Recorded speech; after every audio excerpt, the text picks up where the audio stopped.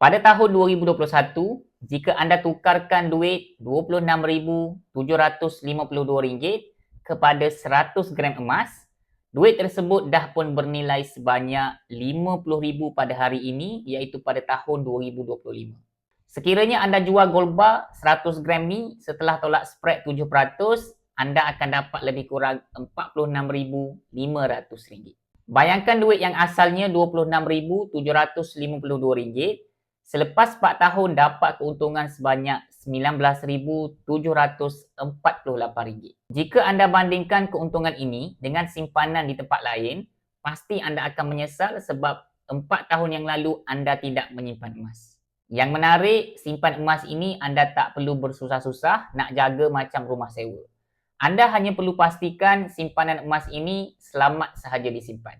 Walaupun anda perlu bayar zakat lebih kurang 2.5%, sebenarnya anda masih lagi untung. Jadi kalau anda nak kaya dengan simpanan emas, pastikan ada ilmu. Orang yang rasa rugi simpan emas ni sebab dia tak ada ilmu sahaja.